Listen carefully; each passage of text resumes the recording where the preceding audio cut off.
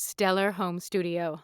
Location, Location, and Isolation, Post 1 of 2, by Tatiana Grey, voice actor and coach.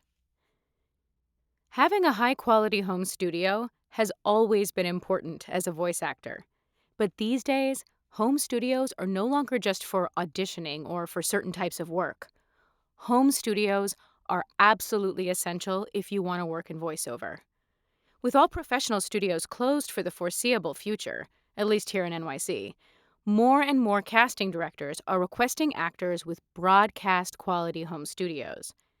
This means that clients with commercial, narration, and animation work are booking talent who can not only deliver a killer performance, but also have a killer studio sound, which in turn means that when you audition these days, it's not just your acting chops being evaluated. It's also the quality of your sound.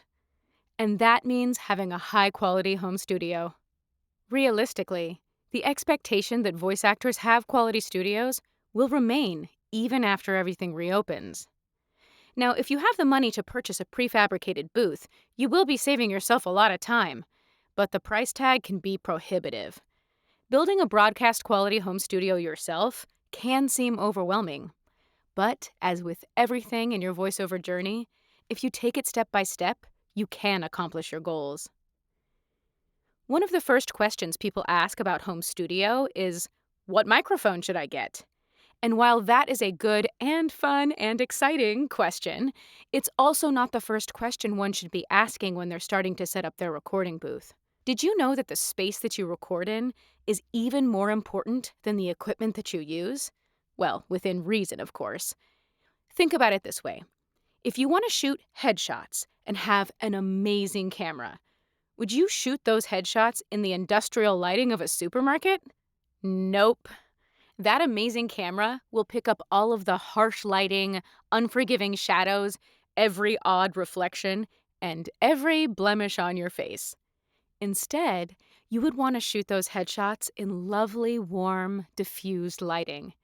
That is what you want to do with your sound, too. To accomplish this, we will explore a few topics in 2 blog posts: location, sound isolation, sound absorption, and lowering your noise floor. The first question you have to ask yourself when building your home studio is, where am I going to put this thing? Let's factor in 3 variables: ease of daily setup, your home environment, and using what you already have. In terms of daily setup, you must ask yourself, what is the maximum daily setup time I can handle before I start procrastinating my work? And do fewer steps than that. For example, if you have to move storage out of your closet, hang up a sound curtain, set up your mic and computer, and turn off your refrigerator every single time you want to do an audition, you might find yourself doing fewer auditions. Be honest with yourself about what you can handle and find a way to work within that parameter. Then make it part of your ritual. You can even do some vocal warm-ups as you set up. Next, you have to take stock of your home. Where in your home can you dedicate to voiceover, free from distractions and with as little noise as possible? This will be different if you live on a quiet block in the suburbs or on a busy city street. You may be surprised at what areas of your home are quieter than others. You can download a decibel meter application on your phone to get a general idea of what areas of your home are quietest. While it won't give you a perfectly accurate read, it will give you a great comparison. And linked in the text of this blog post is an article listing several different apps for iPhone and Android. When looking for your ideal quiet and distraction-free space, evaluate what resources you already have. Do you have a walk-in closet, a storage room, a basement or attic, a wall with a cutout or a structural depression? If you do, you might just have the beginnings of a home studio. Now that you have found the ideal place for your home studio, your focus shifts to sound isolation. In the simplest of terms, sound isolation is keeping outside noise from coming into your recording. Sounds like roommates, street noise, air conditioners, barking dogs, and the sound of your neighbor's television that's blasting so loud you can hear it all the way in your booth. Not that I have any experience with that actual problem myself. Those are all extraneous noises that you want to keep out of your recording. Because sound travels through air, The most obvious way to make something soundproof is to make it airtight. Now, creating an airtight space is very difficult, so just get as close to airtight as you can. If your booth is a closet or storage room, close the door. If you don't have a door to close, you may have to build yourself a booth or even a fort. Closing yourself off like this does create an issue with airflow, however. You will get hot.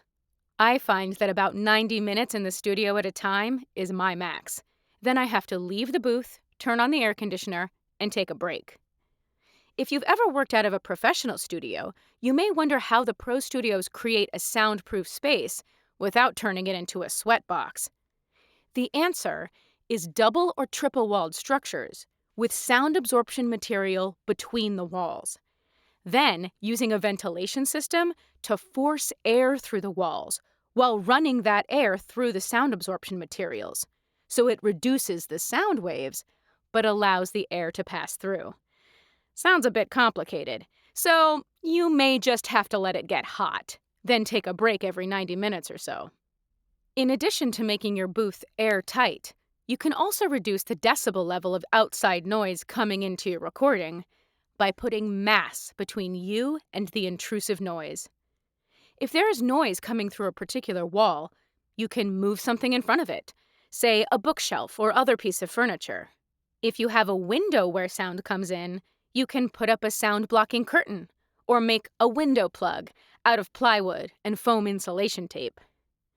Once you've put mass between you and the extraneous noise and closed the literal or metaphorical door on it, you'll want to test your noise floor.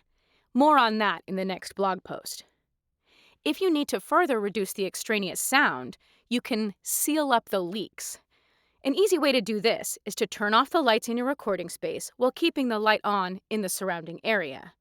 Where the light is leaking in, most likely sound is leaking in, so you can seal up those leaks with draft protectors, foam insulation tape, or expanding foam.